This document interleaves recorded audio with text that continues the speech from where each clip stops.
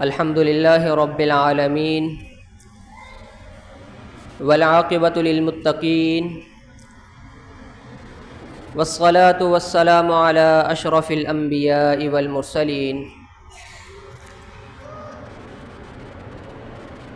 نبينا محمد وعلى آله وصحبه ومن تبعهم بإحسان إلى يوم الدين أما بعد قال الله تبارك وتعالى في القرآن المجيد والفرقان الحميد أعوذ بالله السميع العليم من الشيطان الرجيم بسم الله الرحمن الرحيم وما محمد إلا رسول وقال تعالى في مقام آخر محمد رسول الله صلى الله عليه وسلم وقال النبي صلى الله عليه وسلم إن الله نظر في قلوب العباد فوجد قلب محمد صلى الله عليه وسلم خير قلوب العباد فاصطفاه لنفسه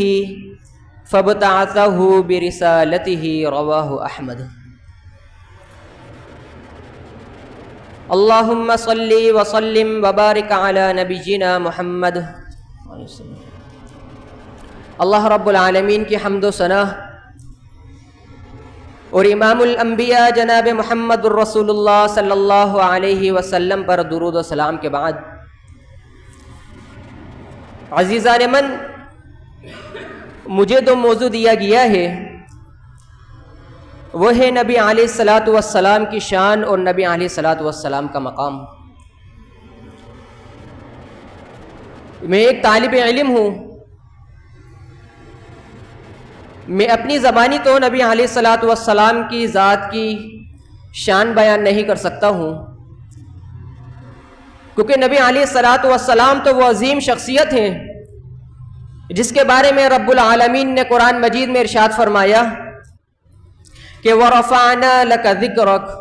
اے پیغمبر علیہ الصلاۃ والسلام، آپ تو وہ عظیم ہستی ہیں جس کے ذکر کو رب العالمین نے بلند و بالا کر دیا ہے۔ علماء لکھتے ہیں کہ اس بات کا کیا مقصد ہے کہ اللہ رب العالمین نے نبی علیہ الصلاۃ والسلام کا مقام، آپ کا ذکر بلند و بالا فرما دیا ہے۔ لکھتے ہیں کہ جہاں رب العالمین کا ذکر ہوتا ہے وہیں رحمت للعالمین کا بھی ذکر ہوتا ہے۔ اللہ رب العالمین نے قرآن مجید کے اندر ارشاد فرمایا یا ایھا الذین آمنوا اطیعوا اللہ واطیعوا الرسول، کہ ایمان والو اللہ رب العالمین کی اطاعت کرو اور اس کے بالکل بعد فرمایا اور نبی علیہ الصلاۃ والسلام کی اطاعت کرو۔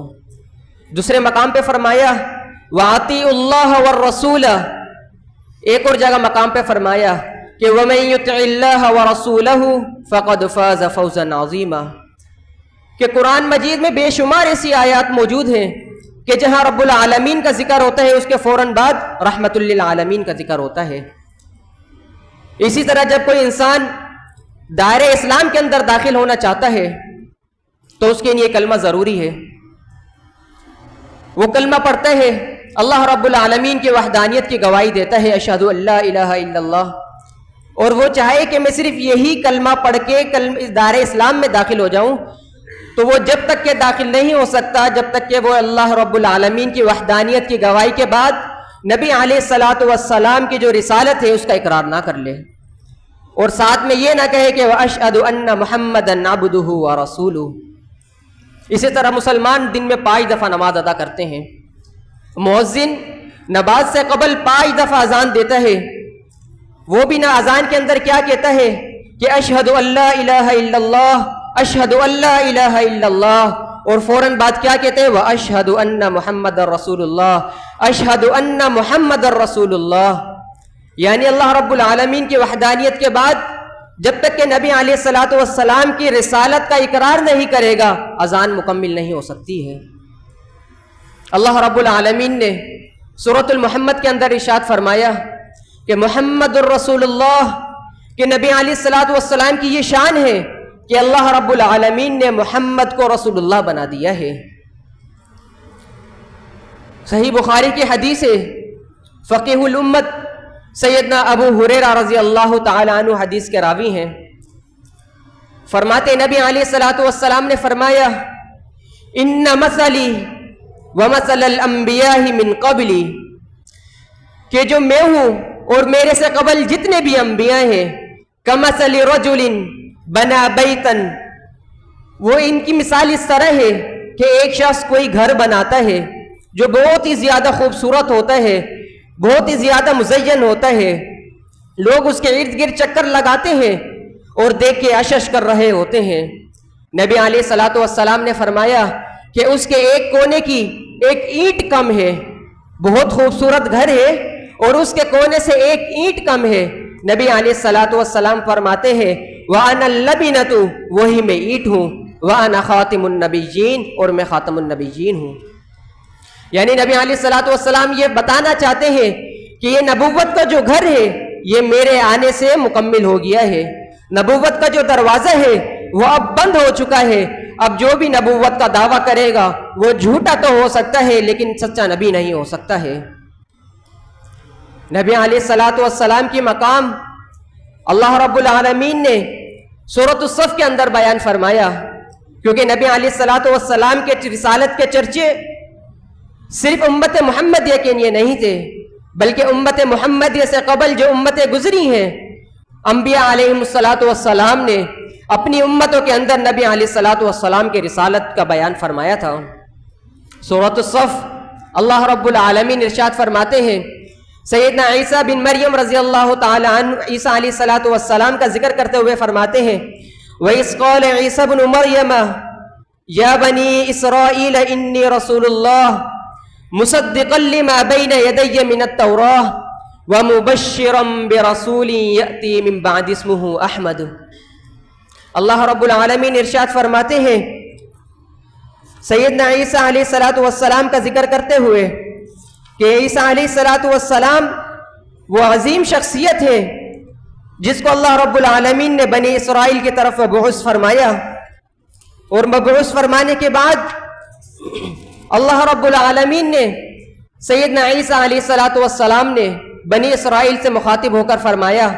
کہ انی رسول اللہ الیکم مصدقا لما بین یدی من التوراة ومبشرا برسول یأتی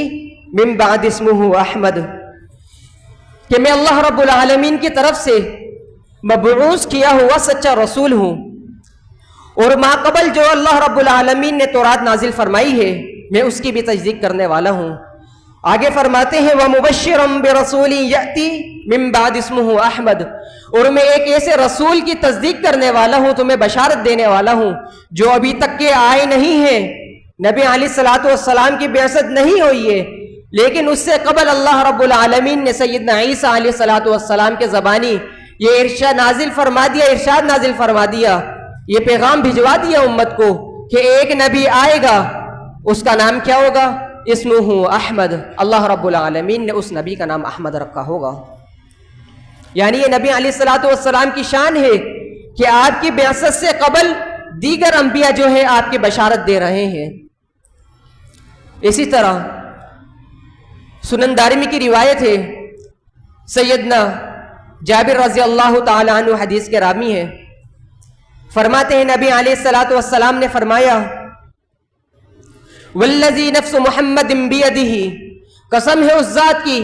جس کے ہاتھ میں محمد الرسول اللہ صلی اللہ علیہ وسلم کی جان ہے، کہ اگر عیسیٰ بن مریم حضرت موسیٰ علیہ السلام ظاہر ہو جائے اور تم لوگ سیدنا موسیٰ علیہ السلام پر ایمان لے آؤ اور مجھ محمد الرسول اللہ صلی اللہ علیہ وسلم کی اتباع چھوڑ دو، لَضَلَلْتُمْ عَنْ سَبِيلِ اللَّهِ، تو تم ضرور بھی ضرور سیدھی راہ سے ہٹ جاؤ گے، گمراہ ہو جاؤ گے۔ اور آگے فرمایا کہ اگر موسیٰ علیہ السلام زندہ ہوتے اور میری نبوت ہوتی، یعنی موسیٰ علیہ السلام کی موجودگی میں محمد علیہ السلام رسول بنا کر مبعوث کر دیا جاتا، تو موسیٰ علیہ السلام پر بھی یہ لازم ہوتا کہ وہ میری اتباع کرتے ہیں۔ آج ہم دیکھتے ہیں بہت سے لوگ اپنے آپ کو مسلمان کہلاتے ہیں، نبی کا امتی کہلاتے ہیں، لیکن نبی علیہ الصلوۃ والسلام کی احادیث کو یہ کہہ کر رد کر دیتے ہیں کہ یہ ہمارے امام کے مخالف ہے، ہمارے امام کا جو قول ہے اس سے ٹکراؤ ہو رہا ہے، لہٰذا ہم حدیث کو چھوڑ دیں گے۔ وہاں اللہ رب العالمین کیا ارشاد فرما رہے ہیں، نبی علیہ الصلوۃ والسلام کیا فرما رہے ہیں کہ اگر موسیٰ علیہ الصلوۃ والسلام بھی ہوتے تو وہ میری اتباع کرتے۔ یہاں ایک شخص کھڑا ہوتا ہے اور بول دیتا ہے کہ حدیث جو ہے میرے امام کے قول کے مخالف ہے، لہذا میں نہیں مانوں گا۔ کتنی جرت سے کہہ دیتے ہیں، انہیں اللہ رب العالمین سے ڈرنا چاہیے کہ یہ کیا کہہ رہے ہیں۔ اللہ رب العالمین نے قرآن مجید کے اندر ایسے لوگوں کے بارے میں وعید نازل فرمائی ہے جو نبی علیہ الصلوۃ والسلام کے اتباع نہیں کرتے ہیں۔ اللہ رب العالمین نے قرآن مجید کے اندر ارشاد فرمایا کہ یا ایھا الذین آمنوا اطیعوا اللہ واطیعوا الرسول ولا تبطلوا اعمالکم، اے لوگو اللہ رب العالمین کی اتباع کرو اور نبی علیہ الصلوۃ والسلام کی اتباع کرو، ولا تبطلوا اعمالکم، اور اپنے اعمال کو ضائع نہیں کرو۔ کیا مقصد ہے کہ اپنی عبادات اس طریقے سے کرو کہ جو طریقہ نبی علیہ الصلوۃ والسلام نے بتا دیا ہے، کیونکہ اللہ رب العالمین کی بارگاہ میں وہی عمل قابل منظور ہے جو نبی علیہ الصلوۃ والسلام کے بتائے ہوئے طریقوں کے مطابق انسان کرے گا۔ اس کے علاوہ جو بھی انسان عمل کرے اگر اس پر نبی علیہ الصلوۃ والسلام کی مہر نہیں ہے، نبی علیہ الصلوۃ والسلام کا بتایا ہوا وہ طریقہ نہیں ہے، انسان کتنے بھی ہی اچھے عمل کر لے وہ اللہ رب العالمین کے ہاں قابل قبول نہیں ہے۔ اسی طرح دوسری طرف جو انسان اللہ رب العالمین کے بتائے ہوئے طریقوں کے اوپر اپنی زندگی گزارتا ہے، اللہ رب العالمین کے بتائے ہوئے طریقوں پر اپنی زندگی بسر کرتا ہے، ان کے بارے میں اللہ رب العالمین نے ارشاد فرمایا کہ قل یا ایھا الناس قل اطیعوا اللہ واطیعوا الرسول قل ان کنتم تحبون اللہ فاتبعونی یحببکم اللہ، کہ جو شخص یہ چاہتا ہے کہ اللہ رب العالمین اس شخص سے محبت کرے، اللہ رب العالمین اس شخص سے محبت کرنے لگ جائے، اللہ رب العالمین آگے فرماتے ہیں کہ قل ان کنتم تحبون اللہ فاتبعونی، اسے چاہیے کہ وہ نبی علیہ الصلوۃ والسلام کی اتباع کرے، نبی علیہ الصلوۃ والسلام کے بتائے ہوئے طریقوں کے مطابق زندگی بسر کرے۔ فائدہ کیا ہوگا کہ یحببکم اللہ، اللہ رب العالمین ایسے شخص کے ساتھ محبت کرنے لگ جائے گا، اور جس کے ساتھ اللہ رب العالمین محبت کر رہے اس کا تو بیڑا پار ہے۔ پھر صرف اللہ رب العالمین محبت نہیں کرے گا، آگے فرمایا وَيَغْفِرْ لَكُمْ ذُنُوبَكُمْ، اللہ رب العالمین ایسے شخص کے گناہوں کو بھی بخش دے گا۔ اللہ رب العالمین ہمیں بھی نبی علیہ الصلوۃ والسلام کے بتائے ہوئے طریقوں کے مطابق زندگی بسر کرنے کی توفیق عطا فرمائے تاکہ ہم بھی اللہ رب العالمین کی نظر میں محبوب بن جائیں۔ اللہ رب العالمین سے دعا ہے